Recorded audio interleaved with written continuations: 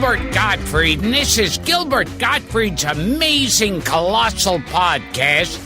I'm here with my co-host, Frank Santopadre, and we're once again recording at Nutmeg Post with our engineer, Frank Verderosa. Our guest this week is an actor, comedian, television personality, author, humorist, and storyteller who's appeared in hit Broadway shows, including Will Success Spoil Rock Hunter, successful movies like Anatomy of a Murder, Inner Space, and Being John Malkovich, as well as numerous television shows, including The Ed Sullivan Show, The Twilight Zone, Naked City, The Love Boat, Ally McBeal, Will and Grace, Dr. Quinn, Medicine Woman, 2.5 Men, Desperate Housewives, and Modern Family.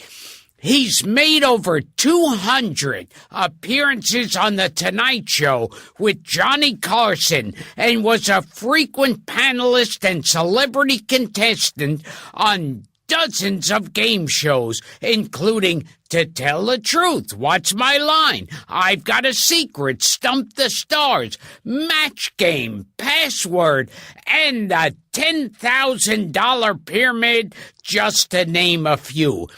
In a long, distinguished career, he's worked with everyone from Boris Karloff and Peter Lorre to Walter Matthau to Art Carney to John Cusack to Sarah Silverman. You want more? He's also a best-selling author of 3 books and a direct descendant of former President Calvin Coolidge. Please welcome to the show a fixture of my childhood and Frank's and one of showbiz's greatest raconteurs, OrsonBean. Holy horse pussy. I can hardly wait to hear myself.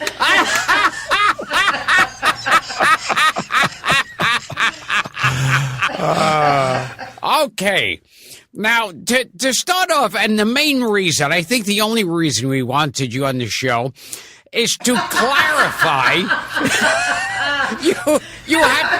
We spoke to one of your old pals, Dick Van Dyke.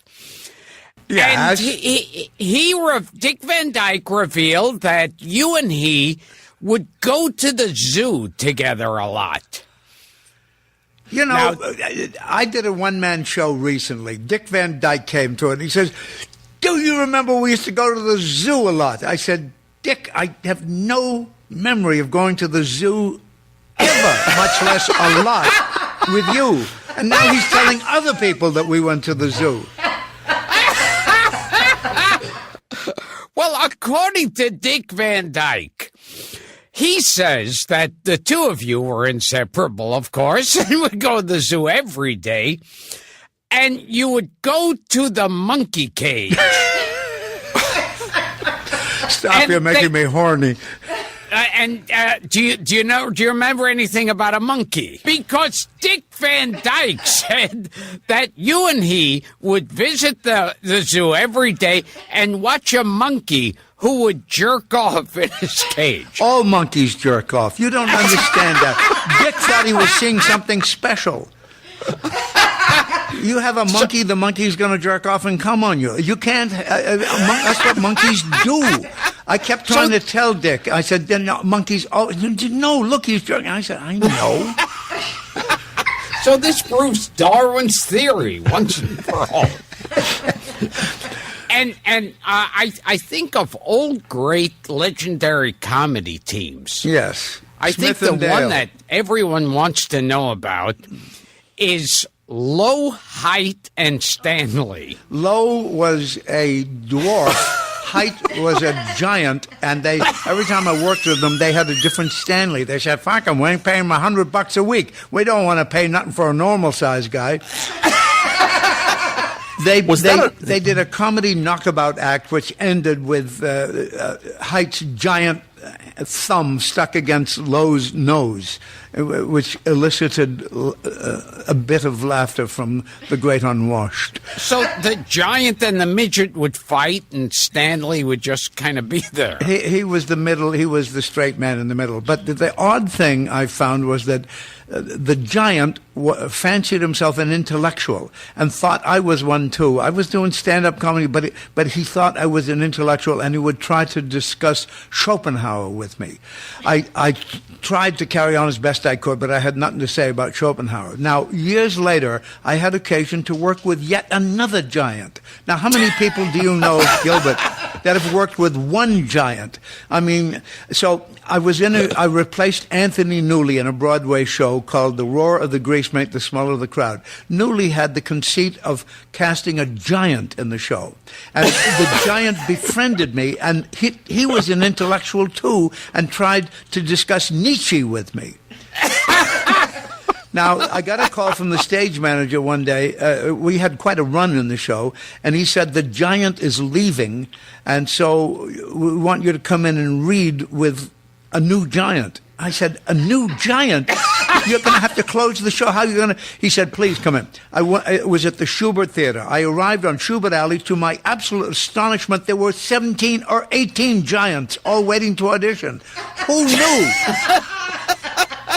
And so, anyway, the new giant did not turn out to be an intellectual, and the show ran a while longer. But why would this giant have left? They said he wanted to go back with the circus. He wanted to go again on the road with the Ringling Brothers Circus and sit in the sideshow and be stared at. Who would have done that when he had a pretty good part in a Broadway show, but the wanderlust got him, Gilbert, and he wanted to go back on the road with the circus. That's my giant story, and it's better than the monkeys jerking off story. Gilbert's a sucker for any dwarf story, Orson, or any monkey story. Yeah, well, there's plenty of dwarf stories, but you won't find many giant stories. No. Outside the Bible. And now we need a joke from OrsonBean. An old guy goes for a checkup. The doctor says, Mr. Mendelsohn, we'll need a sample of your urine, your feces, and your sperm. He says, take my shorts. Or the man in charge of the cemetery says, lady, your husband is not buried here. There's only one Feldman, and it can't be your husband. The name is Rose Feldman. She says, that's him. Everything is in my name. That's another great one. Orson, let's go way back, because I heard you say, I watched a lot of interviews with you doing research. You were a class clown. You're not going to go back that far, are you? I'm going back. All right. But before you did comedy, you had a hypnotism act? Well, I broke into the business doing a magic act. Magic act. And I went to see a hypnotist once, and he didn't know I was in show business. And when he called for volunteers, I said, I would like to know what it's like to be hypnotized. So I put my hand up, and he called me up with several other people. Now, I wasn't hypnotized. He said, your eyes are growing heavier. My eyes were not growing heavier. He says, you're growing sleepier. I was not growing sleepier, but I didn't want to fuck up the guy's act. So I feigned heavy eyes, and I feigned sleep, and I feigned going under. And he had me hop around and make noises like a chicken, and the audience went nuts. And he said, now you're coming awake. You will arise. You will be completely refreshed. And I feigned becoming completely refreshed. And I sat down, and everybody at the next table, this was in a nightclub, said, how did it feel? Was it really, what did it really? And I realized that probably the other people too had feigned going under, because you became a celebrity for the evening. Now suppose I had said to the person at the next table, no, I just did what he told me. I didn't want to say, you schmuck, you fell down, you made a jerk of yourself, you ruined your suit. But by pretending I had gone under, I was a celebrity. So I got the idea of getting people up and whispering to them, do what I tell you. It's all a gag. And they did. They got their thumb stuck on their nose, and I said, pretend you can't get, pretend you can't. And the people went nuts. No one ever gave my secret away. I like the story too of the club owner. Was it Rocky and Chippy, the mob guys, where one of them got offended and because you revealed that you didn't have a real hypnotist act, that you weren't an actual hypnotist? This was a club in Boston. Rocky Palladino and Irv Chipman, an Italian and a Jew, reputed, as the Boston Globe said, to have underworld connections. So Rocky took a shine to me. I worked in his club, and he thought, wow, this kid can hypnotize anyone. So one day a guy came up, and it turns out he was a friend of Rocky's, and when I whispered to him, do what I tell you, he sneered. Rocky was not amused. I left Boston and moved to Philadelphia. Years later, I ran into him. After Philly, I went to New York and got a big break and was all over the television. And he said, Beans. He used to call me Oscar Beans. Oscar, if it wasn't for me, you'd still be in Boston. Get the fuck out of here. Now, what big gangsters did you know? I never knew bigger than Rocky Palladino. Rocky Palladino was called to testify in the Kefauver hearings. The Kefauver hearings was the biggest thing that brought television to life. All over America, people had a little black and white set in their office. This is before many people had TV. And they watched Estes Kefauver, senator, say, now, Mr. Palladino, on or about the 14th of September in 1946, did or not you encase the feet of an unfortunate man named Julio Gonzalez in concrete and to drop him into the Charles River? Senator, I respectfully decline to answer on the grounds of my Fifth Amendment. Mr. Palladino, and on like that. So he came back, and he was a big celebrity from having worked on TV. And monkeys do jerk off.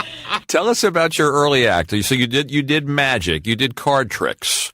You did the eucalyptus tree that you made out of newspaper. Do I have that right? Little magic trick kept me out of the big money for many years. And then you started writing your own act. You started writing jokes. You started writing comedy. What was your big opening line? The Harvard joke? I had a crew cut in a 3-button suit. I was 20 years old. I said, good evening, ladies and gentlemen. My name is OrsonBean, Harvard 48, Yale nothing. The silence was profound, as just happened. It took me a while to get that joke when I did the research. And your friend, you were friends with the crazy Buddy Hackett. Buddy Hackett would always tell you a joke. He wouldn't say hello. Last time I ran into Buddy, he says, a seer. I says, a what? A seer, a soothsayer. I said, his car breaks down. He says to the farmer, can you put me up? He says, certainly. In the morning, the soothsayer says, I can speak to the animals. The farmer says, that's not necessary. He says, while I'm making your breakfast, he says, if you want, you can go speak to the animal. The seer comes back. He says, the cows tell me that you've changed the rhythm on the milking machines. It hurts their udders. The farmer says, that's astonishing. He says, the horses tell me you've tightened the bit and it hurts. He says, my God, yes. He says, the sheep tell me, the farmer says, those liars, don't listen to a word they say.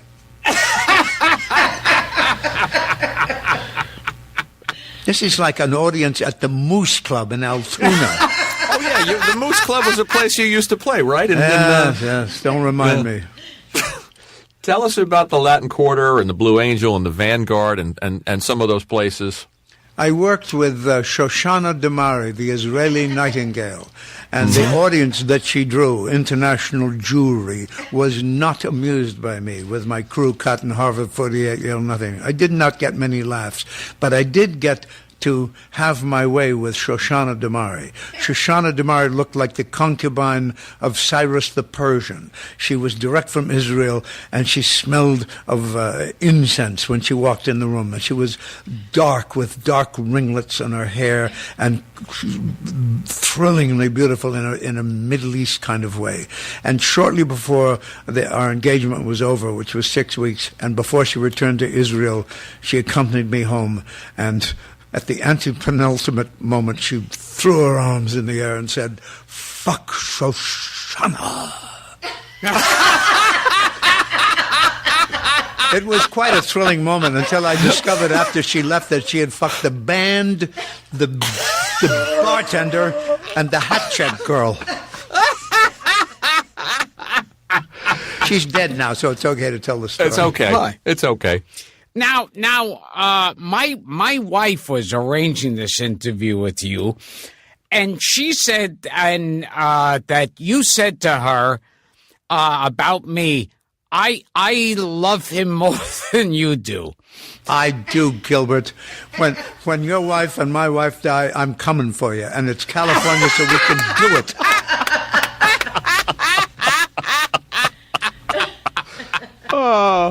And can you tell us who your wife is? My wife is Allie Mills. For the past 10 years, she's been on a soap opera called The Bold and the Beautiful. She was brought on to play the daughter of Betty White, and there was a dying scene, and Betty White died in my wife's arms, and for the first time in the 25 years the show had been on, it won a daytime Emmy. So they kept Allie on, even though Betty White's character was dead, and she's been on it for 10 years, but she's perhaps even better known for playing Norma Arnold, the mother on The Wonder Years. Sure. And Allie is there with you. See, Indeed we should be talking to her, not you. Absolutely. Did you used to do a bit about Hitler being hired as a nightclub singer? I know Gilbert would appreciate this. No, I didn't. There was various jokes. There was a guy named Abby Greshler who was an agent. Sure. Yeah, and Abby booked the Palace Theater. And a manager calls him up and says, Abby, have I got an act for you? This is the best. He said, what's the act? He says, just trust me. He's going to fill the place. What's his name? He says, the boy is going to, he says, what's the guy's name? He says, Hitler. He says, Hitler? He says, all right, he made a mistake.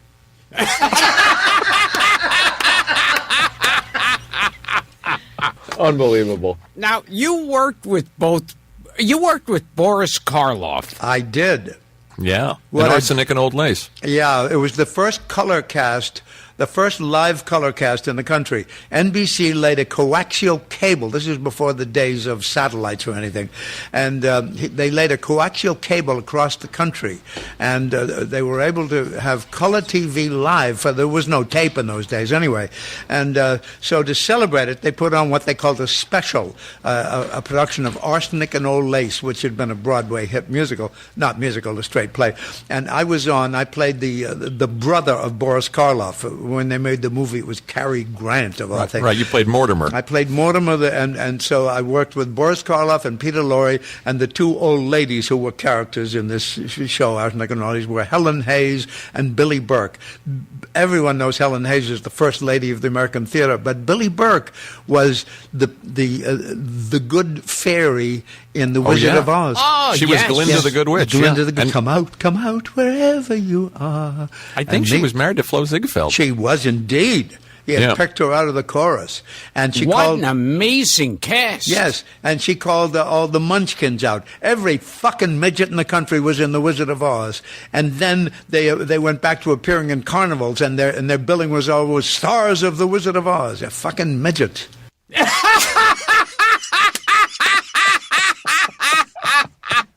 I worked with an act named Hermione's Midgets. I'm trying to break into the business doing stand-up, and the act that preceded me was a foul-smelling old English drunk named Hermione, and he had 3 dwarves with him, but the name of the act was Hermione's Midgets. They did a knockabout comedy act that elicited few laughs from the audience, but the worst thing was when the act was through, they ran through the house trying to sell miniature Bibles to everyone for a quarter, and the people said, get this thing off of me. I don't want the fucking miniature Bible.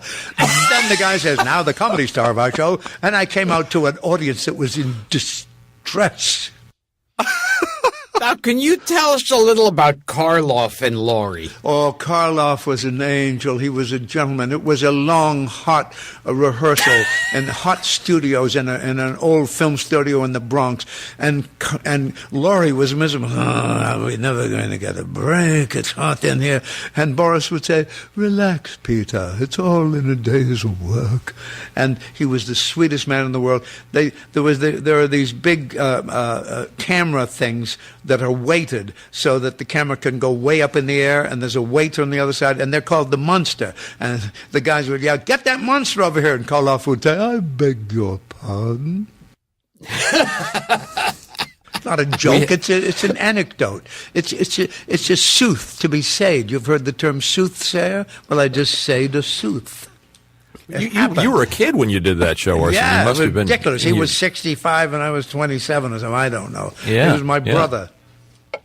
Was Edward Everett Horton in that show, too? He was in the. I had seen Everett Horton when I was a kid. He toured in a show in Somerstock called Springtime for Henry. A very sweet gentleman. I used to know the names of all. I went to the movies as a kid. I knew the names of all the supporting players. Everybody knew who Cary Grant was. I knew the names of Edward Everett Horton and people like that. I knew the name of all the Stooges in the W.C. Fields movies.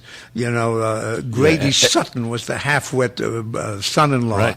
And who was the bank examiner? Remember that famous? Oh gosh, yeah. I'm thinking of Edgar Kennedy, the master of the slow burn. That was the guy with the sneeze, you know. Yeah. Yeah, this was, whoever it was, I ran into him. I said, I always loved you in the W.C. Fields movies. He tried to fuck me.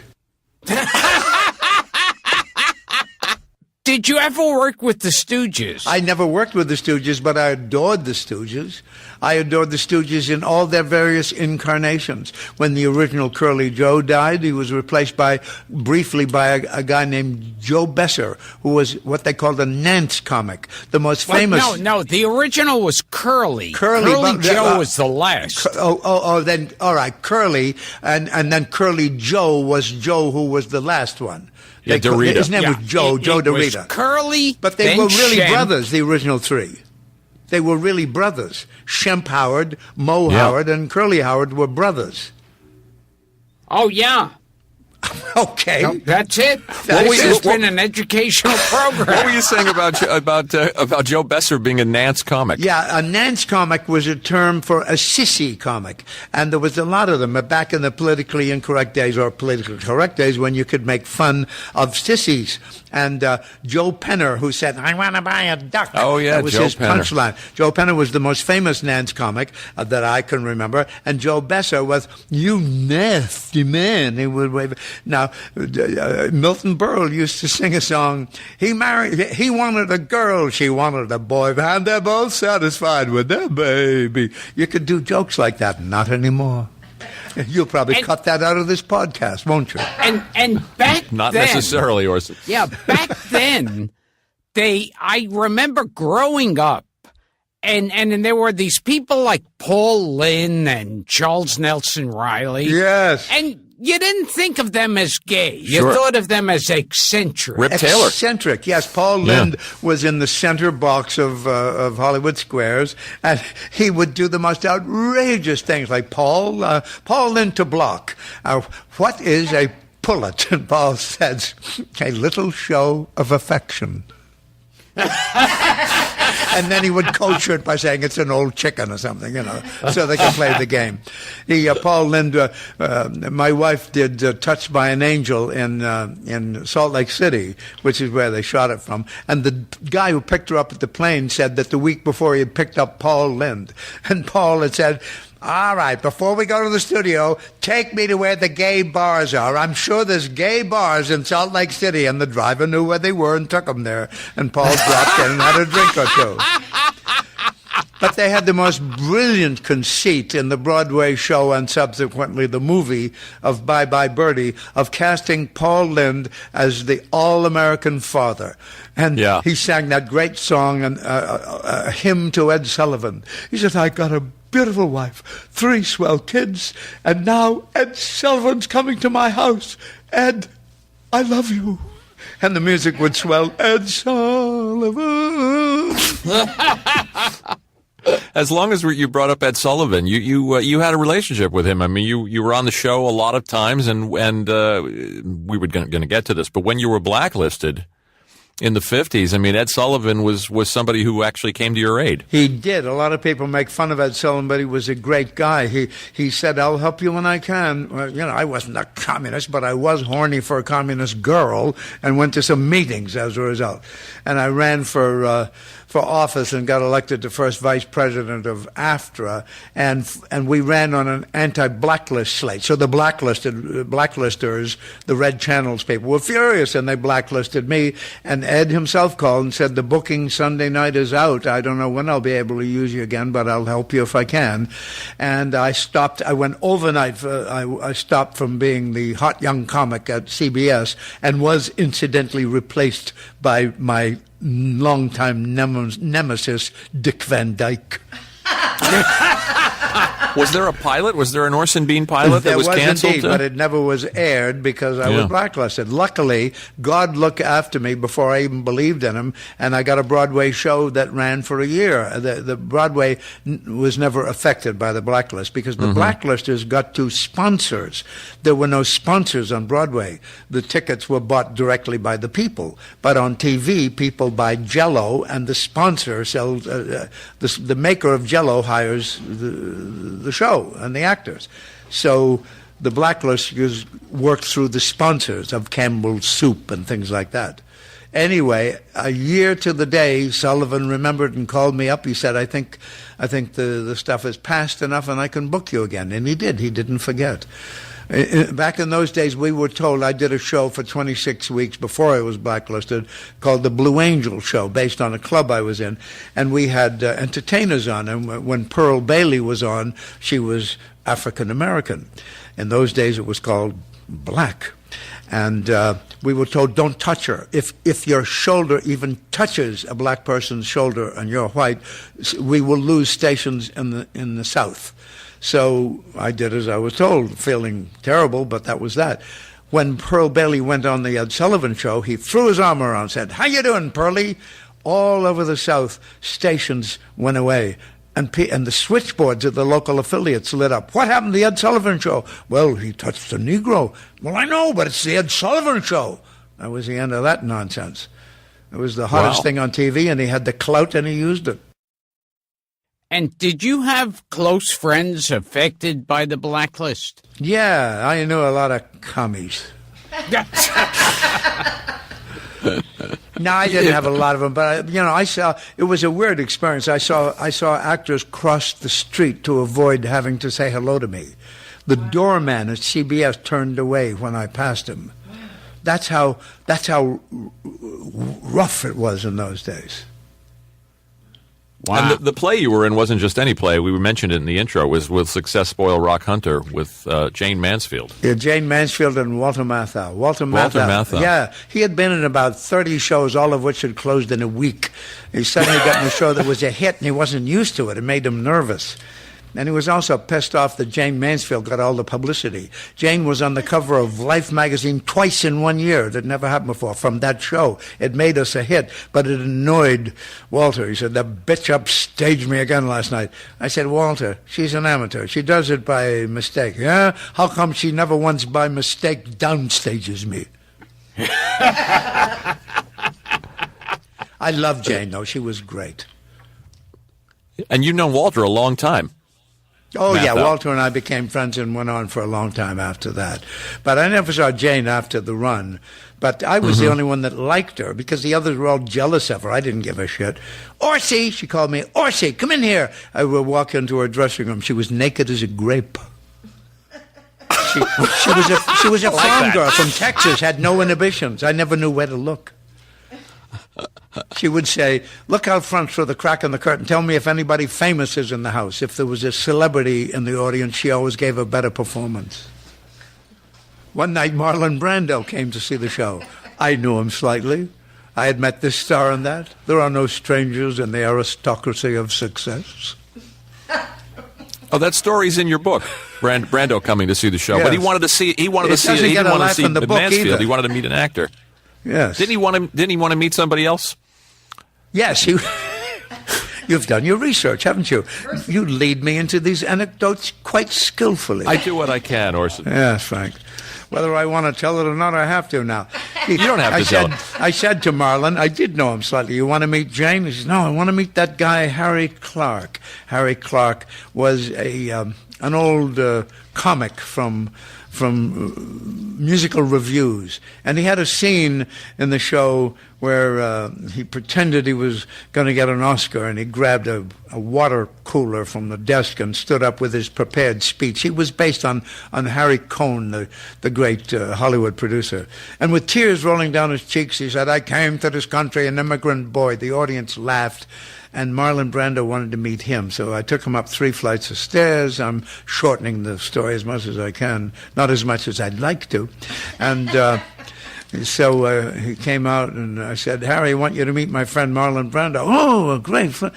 And Brando said Brando was an aficionado of the school of acting where you had to feel it. If you wanted to cry, you thought of the time your dog got run over, something like that. So he said to Harry Clark, that scene where you cried was genuinely moving. Would you mind telling me what did you use? Meaning, had his dog died or something? Harry said, what do you mean, Marlon? What did I use? He says, to cry. He says, oh, this is good. You can use it. The lights off stage right are very bright, so I don't blink. It really makes your eyes water. Poor Marlon went back to his Stanislavski He was not a method teacher. actor. He was not a method actor. And you did another musical on Broadway. I found this fascinating with Godfrey Cambridge. Yeah, Godfrey was the only black member in the show, and when we toured out of town in I don't know where the hell it was, some southern state, he couldn't stay at our hotel. He had to stay in the cheap hotel over by the bus station. Wow. It was rough in those days. I remember when I broke into the business, I worked in Washington, D.C. at the Cairo Hotel doing my stand-up. And in those days, if you went to the movies, the black people sat upstairs in the balcony. Yes. When you tell that story about not touching Pearl Bailey, it reminded me of the famous incident on television to the Petula Clark special with Petula Clark and Belafonte. You remember that? Yeah, yes. No. That was a big deal. Yeah. What was that? Now I'm prepared to listen to your story. They hugged each other, and it was a big scandal. Yeah. It was a big problem for the network. Well, a lot of women wanted to hug Harry off camera. I was in a show called John Murray Anderson's Almanac, which is a musical review, the last of the big Tits and Feathers musical review, showgirls with feathers in their hair and boobs. And Harry was in it, called a Negro singer in those days. He was gorgeous, of course, and all the showgirls would fight to get at Harry. He was having his way with, as far as I knew, most of them. I remember one time 2 of them actually got into a hair-pulling fight outside his dressing room. Harry had the good sense not to open the door. Nice to be Harry Belafonte in those days, huh, Gil? Yeah, and I think there was a big controversy. That famous scene where... say it again. Controversy. Controversy, yeah. Gilbert. Say contro, and then versy. Controversy. What did you say? Whatever it wasn't in the English language. He coins his own phrases. Yes. When Bojangles... Oh, well, Bill Robinson. Yeah, he was with that famous scene where he's dancing, holding hands... with Shirley Temple. Yeah, but that was okay because Bojangles was an older black man, and that was considered safe. But they were getting complaints. They got a lot of complaints that he was holding a white girl's hand. Well, that was from foolish people. I mean, a normal person would only complain if he held on to the hand of a young woman. That would be normal. I'm giving you more stuff to cut, Frank. Yes. That's okay. What we do is we winnow it down to the best hour, Orson. Yeah, thank you. Gilbert would find this fascinating. You used to you watch Gleason work. You used to go to tapings of The Honeymooners. Oh, yes. I was a great friend of Art Carney and Audrey Meadows. I loved Audrey Meadows. She would come in knowing all of Gleason's lines because Gleason had not bothered to learn them. He was such a star, and I say this with all respect. He was a great man and one of the last of the great large comedians. I don't mean his girth. I mean the fact that he would go for huge laughs.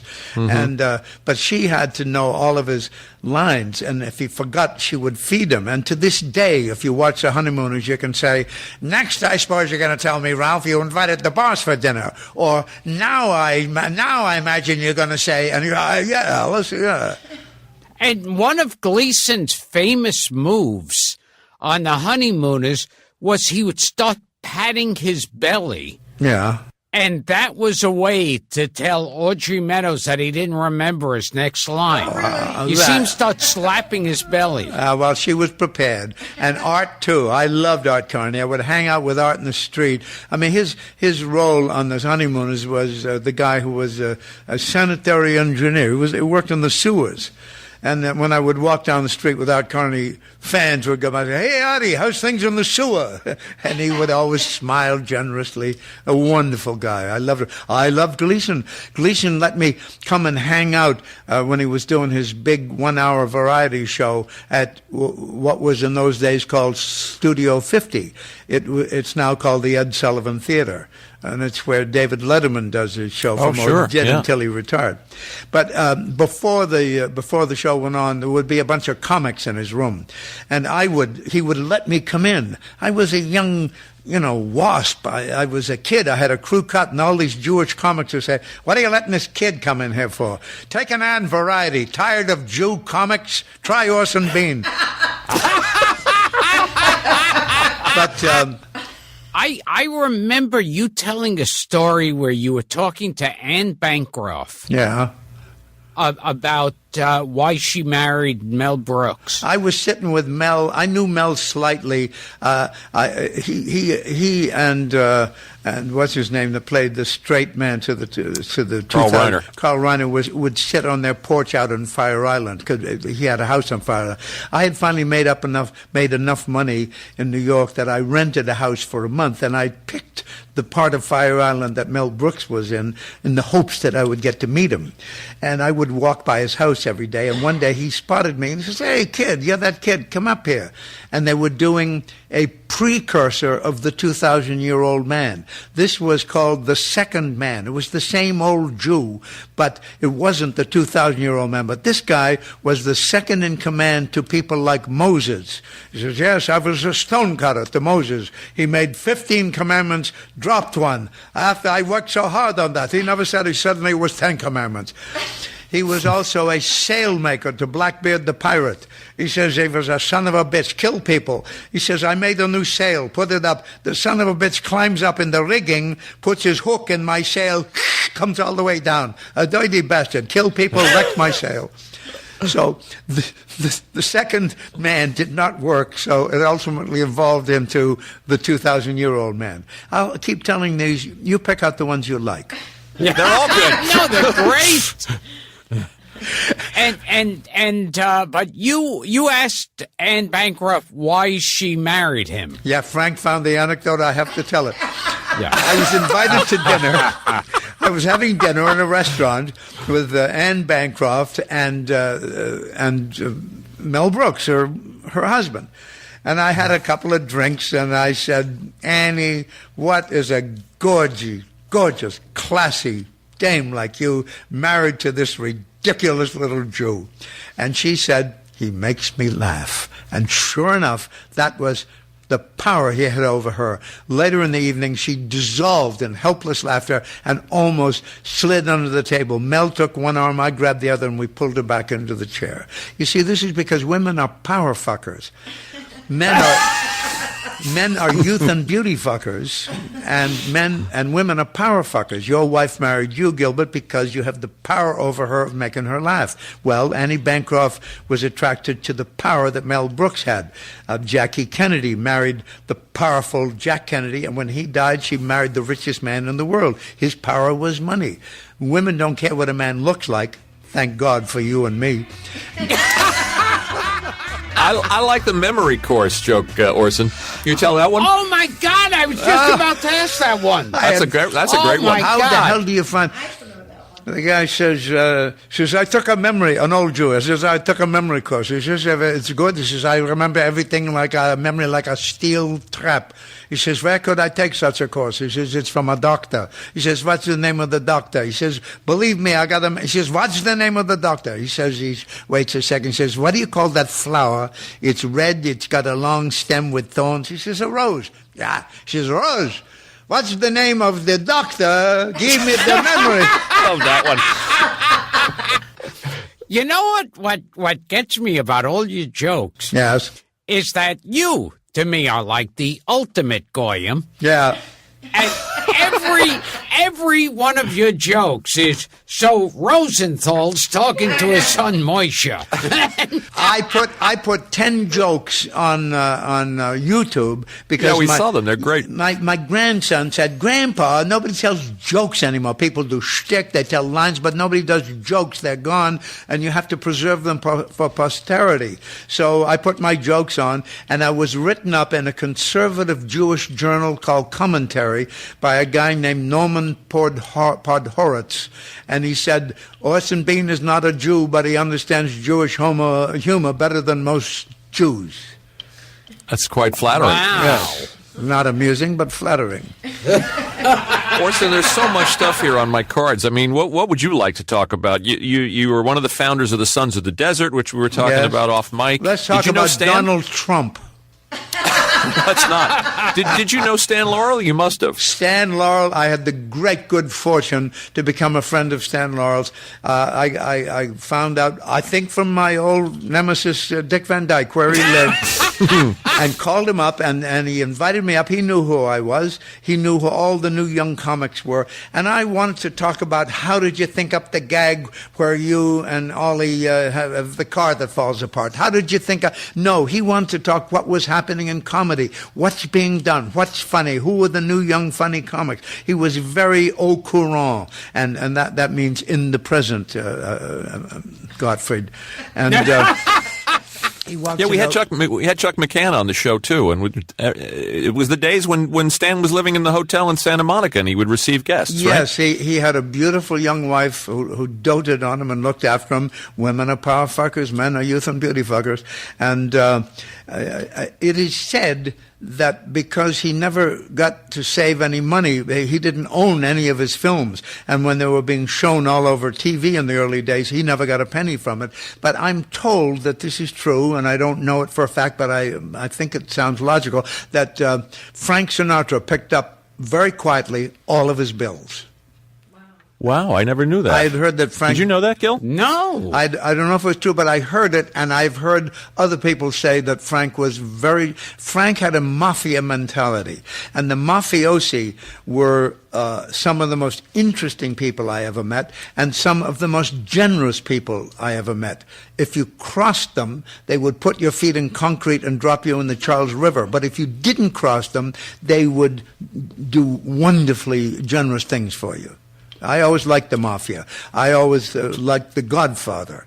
I always felt that he said, I am not into the drugs because it's going to ruin things, so I don't want to get involved in that. But Godfather, we need the politicians in your party. I could do 20 minutes of Godfather dialogue. I can do Enzo the Baker. I am Enzo the Baker. You worked with Vito Scotti, by the way, who's in The Godfather in that opening scene. Oh, that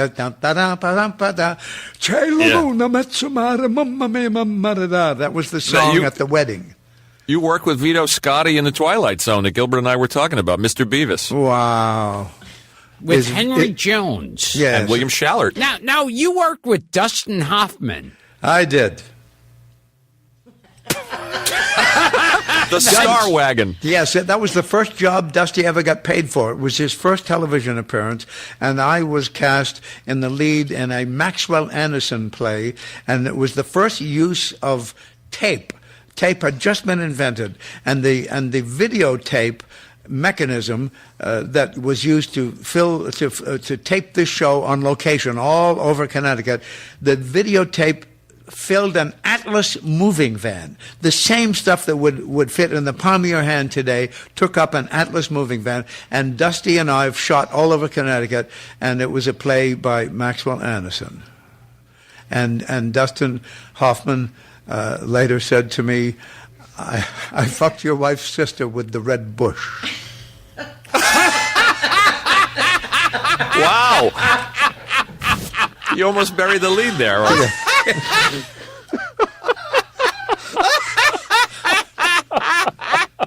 You worked with a bunch of people we've had on this show have worked Hermione's with Phil midgets Silvers. I worked with. Speaking of a bunch of people. But we've had a bunch of people who've all worked with Phil Silvers. Yes. What was he like? He was a worrywart. He was a nervous wreck. I admired him vastly as a comedian, but he was a nervous wreck. And I worked on the show with a guy. It was Sergeant Bilko was the name of the show. I think You're in the Army Now. I don't remember, but his character was Sergeant Bilko, and there was a little character named. The actor's name was Maurice Gosfield. Oh, sure. Yes. And what was the name of the character? Was it Doberman? Doberman. Yeah. And Doberman couldn't remember a line, and Doberman would trip and fall down. She said, there was a piece of paper there. I tripped over the paper. Get him the fuck out of here, somebody would say. He was a pain in the ass, Doberman. Not a nice person. Phil Silvers was a nice person, but very nervous, a nervous wreck. But I adored him. He was one of the... Most comics are unhappy. Are you unhappy, Gilbert? Oh, a lot of the time. Yeah, well, most comics are unhappy most of the time, so you're ahead of the game. You have a good-looking wife, and you have a podcast, He does. and so you're only unhappy quite a lot of the time, not most of the time. Phil Silvers was unhappy most of the time. You're the first guest that psychoanalyzed him, Orson. All right. And you work with an actor, a character actor, who I've always liked, and that's John MacGyver. Oh, yeah, John MacGyver. And if you play your cards right, Orson, he'll do some John yes. MacGyver for you. Do you have John MacGyver stories? He's got an impression. Yeah. Oh, do John MacGyver, because no one alive will know what you're doing. Yeah, He does it almost every week. All right, do it. Everything in this company must be run according to order. We will have no slackers allowed in this business. I run this company like a ship, and I am the captain of the ship. It's wonderful, Gilbert. You've made my day. If all of the rest of the podcast had been sheer misery, that would have been worth it. John MacGyver impressions don't come around often. Well, you got to listen to this show, Orson. Yes. They're in big supply here. Yeah. Oh, and Theodore Bickel. Oh, you worked with Theodore Bickel. In the same show with John MacGyver, in fact. San Francisco Fracas. Yes. I know. There was a guy who was the very first guy to imitate Ed Sullivan. And Will Jordan? Will Jordan. Yeah, And, still around, by the way. Yeah, is he still around? He was. Yeah, a few blocks from here. He was pissed off all of his life because everybody took the Ed Sullivan thing from him. And he ran into a guy one time that he had seen do Ed Sullivan on the Ed Sullivan show. He says, where did you get that? He says, there was a fat Jewish kid I saw. He says, I'm that fat Jewish kid. But Will Jordan did the best impression of an actor called Albert Basserman. Albert Basserman and Maria Uspenskaya were... She's come up on the show. Oh, yes. Albert Basserman makes John MacGyver look famous. But Will Jordan did a triumphant Albert Basserman routine, and nobody ever knew it was good because nobody knew who Albert Basserman was. Yeah, he does a great James Mason, too. Well, James Mason, you could say whether it was good or not. Albert Basserman, you wouldn't be sure. That's true. And I remember he used to do Sabu. Oh, yeah. I want to be equally a obscure. sailor. That's Sabu from The Thief of Baghdad. I want to be a sailor singing merrily. On the flying carpet, he sang that. But Sabu became famous as Elephant Boy. Now, there's a scandal about him and an elephant, but this is a family podcast, and I don't want to go into it. Not really. He was a boy. He was underage, and they shot the elephant, but Sabu's family never recovered and went back to India. Oh, God. What else you got, Gil? I got plenty of stuff left. Oh, I was afraid of that. Oh, Jack Klugman. Jack Klugman. I love Jack Klugman. What an angel. What a good guy, Jack. I worked with his wife a lot on that show. Match Game. Match Game. You know, she was famous for being famous, and she incidentally happened to be married to Jack Klugman. Do you remember what her name was? Brett Summers. Brett Summers. Not that famous. I couldn't remember it. John MacGyver, I remembered. More famous than Albert Basserman. Yes, that's true. Yeah, she used to be on every game show. Yes. And everyone knew her, And no one knew why. Because she was famous for being famous, that's all. That's what a lot of people, when people around the country saw me on my 7 years on To Tell the Truth, they didn't know I was starring on Broadway. They didn't know this. They didn't know that. They thought, that's that guy. He's a panelist. So I was known as a panelist. And so was Brett Summers. That's what we had in common. And tell us more about Klugman. I don't know a lot about Klugman, except I loved him. I had seen The Death of a Salesman about 8 or 10 times and never liked it, never thought it was a good play. Everybody thought it was the great American play. I saw Jack Klugman play it, and for the first time, I got Willy Loman. I thought, this is a great play. Once I had decided that it was a great play, my wife took me to see on Broadway a revival of it with, what was his name? She had to think for a minute. Brian Dennehy was her. Brian Dennehy, yes, he was her old boyfriend. Now, Brian Dennehy is, how can I put this, a large man. He could play Bluto in the movie. Now, he was wonderful in the play, but Ali wanted me to go back and say hello to him, which I was happy to do, and I praised him extravagantly. I saw him looking at Ali and thinking to himself, how did I ever let her go? Now she's married this goy. How could I have let her go? And what I thought as I looked at this large man that used to lay with my wife, thank God he didn't roll over one night and crush her and thus deprive me of the subsequent use of her. He's from my hometown, you can tell your wife, Brian Dennehy. Well, you see, you have something in common Park, with Frank. New York. What? Williston Park, New York. Brian Dennehy. He's from my hometown. Yeah, I heard that part, and I was telling Ali that you and she have something in common. Yeah, they both knew Brian Dennehy. She in the biblical sense. The idea that Brian Dennehy they don't do biblical references here. Even Old Testament they don't go for. He knew my wife. Can we throw some names at you, or just some random names, and see where you go with it? Yeah, you've already done John MacGyver and got lucky. Yeah, you did an episode of The Millionaire with an actor named Douglas Dumbrille. Never heard of him. Oh my God! Who worked with the Marx Brothers? Yes. Oh, did he? Well, yeah. all right. Duck Soup. He's in. Duck Is he in Duck Soup? Is he in Duck Soup? No, he's not in Duck Soup. He's in The Day at the Races. Oh, that's You're thinking where. of Louis Calhern. Louis Calhern. Oh, I love Louis Yes. Calhern. He was one. He always played a banker.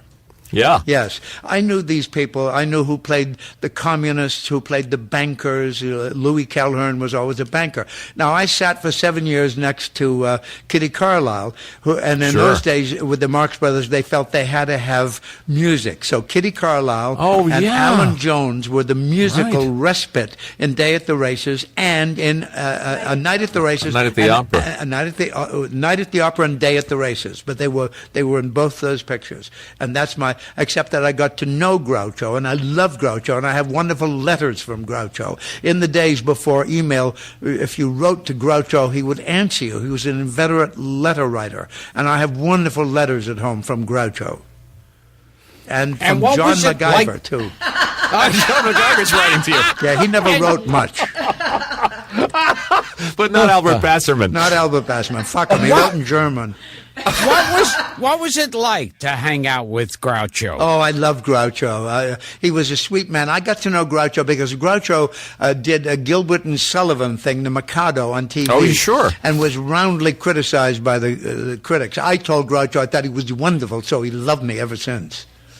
I am the very model of a modern major general. You know, because it was natural for him to do that, because he did these things like I'll hail Fredonia, and Margaret Dumont would come out. Sure. And Margaret Dumont was always the rich lady, and he would say, she would say, hold me closer. If I hold you any closer, you'll be in back of me.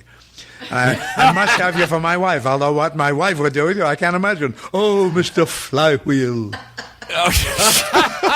Well, it was said that she never got them. I don't know if that's true, that she never understood their humor. She never understood Groucho's humor. She was just a wonderful prop and perfect for it, yes. I don't think she had much of a sense of humor herself, but she was just a walking prop and perfect for him.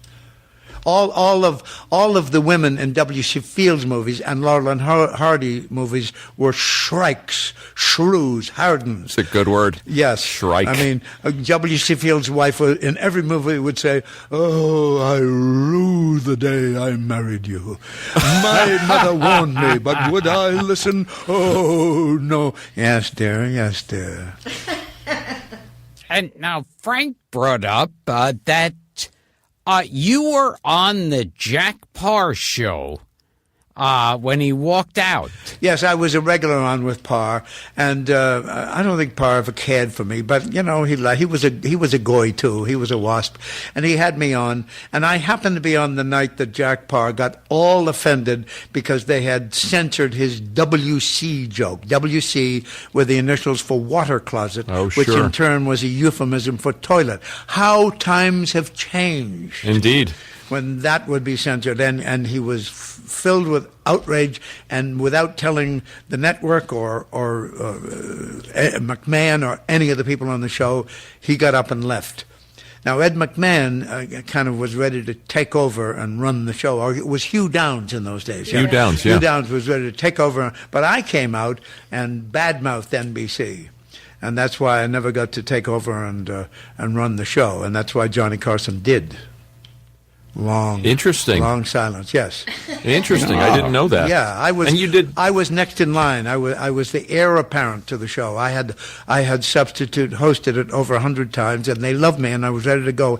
But a suit, as they were called, at NBC was miffed at me and said, "That son of a bitch will never run this show." That sounds like a line from a movie, doesn't it? That son of a bitch will never. I can't remember what that's. It's from something, isn't it?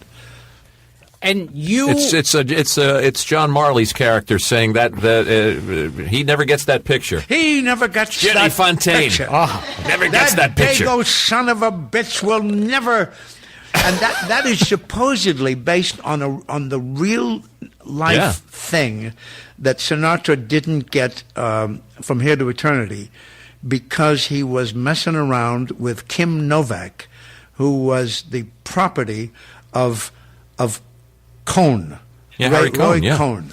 And the line that he allegedly says, "That Dago son of a bitch is fucking my eating pussy." Wow. Another thing for you to cut, Frank. You're going to get this show down to 20 minutes. Here's some other names for you, Orson, just as long as we're playing memory lane. Yes. Jim Backus, you worked with? Yeah, Jim Backus.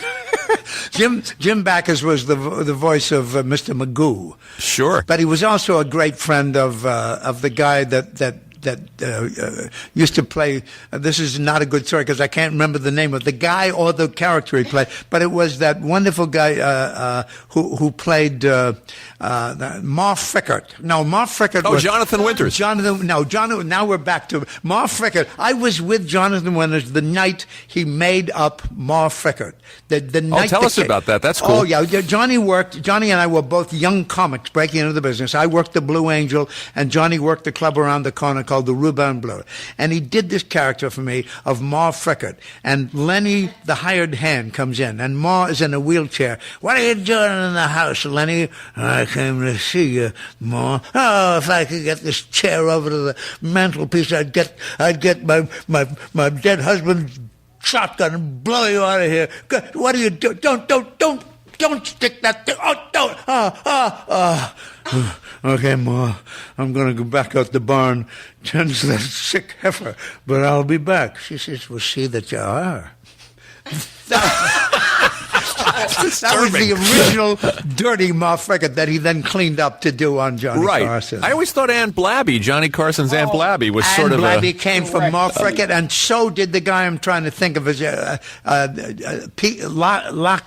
somebody Laquette. His daughter became a famous actress, and Pete Arquette, or what? Cliff Arquette. Cliff Arquette. Now, what was his lady character? That was an old character. Charlie. Oh, yeah, Charlie Weaver's the same actor. Charlie Weaver was the name he used, Cliff Arquette, and his daughter was somebody Arquette, quite a good actor. Rosanna Arquette and David. But he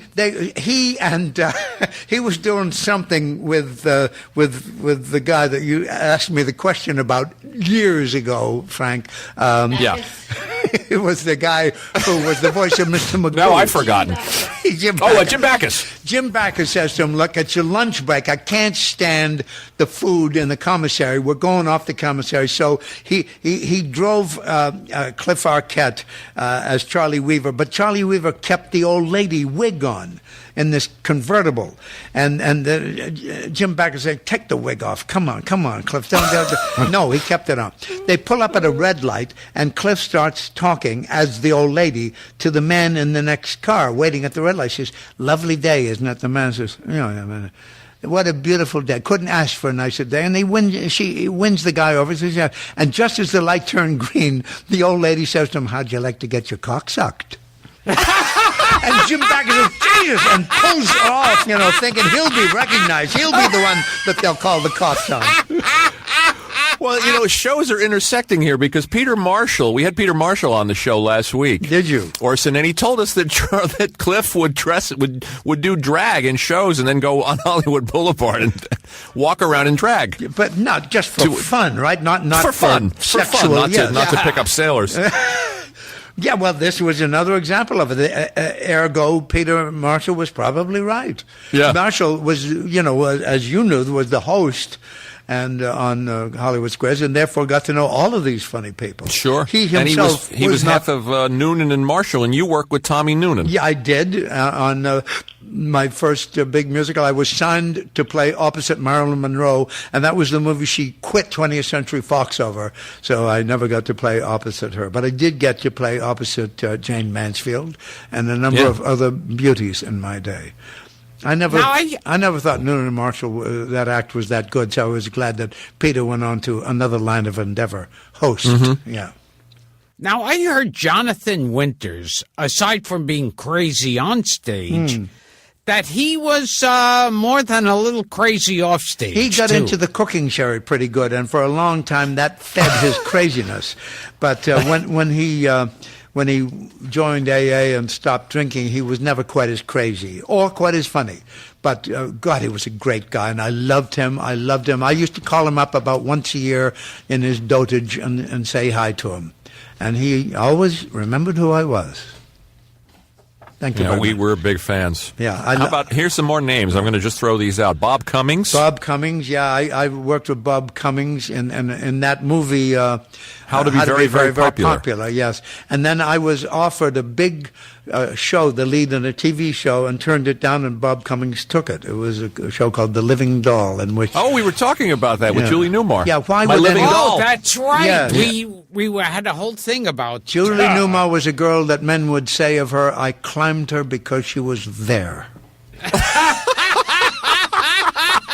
Like Everest. Yeah. What about Fred Allen? Oh, you were I friends love with Fred Allen. Fred Allen I became very close to and adored him. He was a great radio comedian, and he had a very dry sense of humor, and he would get away with saying stuff that the censors didn't know was maybe censorable. He came back from Paris, and he said, French money is printed on the thinnest paper I've ever seen in public, which was a great way to do a toilet joke. Ahead of his time, Fred Allen. Oh, yes. This this town on the seacoast of New England was so dull that one day the tide went out and never came back. That's a good line. Now, I heard Fred Allen was a very depressed guy. Yeah, well, all comics are, Gilbert. You know that. You claim not to be depressed, but we know better. Ask your wife. What do you got, Gil? What do you got, Gil? Oh, let's see. I already did my John MacGyver imitation. This was fun. Can we, before we let you go, can we impose upon you to do the I ate the bologna routine? Two Irishmen and a Hebrew once went out for recreation, and they took enough provisions along to spend a week's vacation. But they got lost out in the woods. The nights grew dark and lonely, and at last all of their food ran out, except a piece of bologna. Now one of them said as he picked up a knife, there's no use in us carving, for if we do there won't be enough to keep us all from starving. So I suggest we go to bed, and tomorrow, said Maloney, whoever has the nicest dream wins the piece of bologna. The following morning when they awoke, 7:15, one of them said, I had a dream, I died and went to heaven. St. Peter met me at the gate, riding on a pony. No, I don't think I can beat that dream, I win the bologna. The other one said, I had a dream too, and mine was a world beater. I also died and went to heaven. Welcome by St. Peter. He rushed to me, held out his hand. He said, hello, Mahoney. No, I don't think I can beat that dream. I win the bologna. The Hebrew said, I'm dreaming too. It's a dream that couldn't be sweeter. I seen you both go up to heaven. Welcome by St. Peter. I waited around, and I got so lonely. I didn't think you was coming back. So I got up and I ate the bologna. Goodbye, folks. It's all downhill from here. You'll never have a podcast like this again. It'll be about 13 minutes long. Are you still doing your one-man show? Could we plug it? No, it's over. It's done with. I'm too rich to work. Well, it's great. Put it on YouTube so people can see it. All right. Thank you, Frank. Thank you, Gilbert. Go home to your wife. She loves you. Orson, thank you for doing this and taking the time. Thank you, and our love to Hallie too. Love back at you. Yeah, Hallie says back at you. Yeah, It's Hallie. Hallie, whatever. Oh, is your name Hallie? I never knew. I thought you were Haley Mills. Jesus, all these years have been. All right. Okay. Goodbye. So, Yes. I'm Gilbert Gottfried. This has been Gilbert Gottfried's Amazing Colossal Podcast with my co-host Frank Santopadre. And it's been once again at Nutmeg Studios with our engineer, Frank Verderosa. And today on our show, we had the guy who's just done a little bit of everything. Ladies and gentlemen, once again, a thank you to OrsonBean. Thanks, Orson. Go to dinner. Thank you.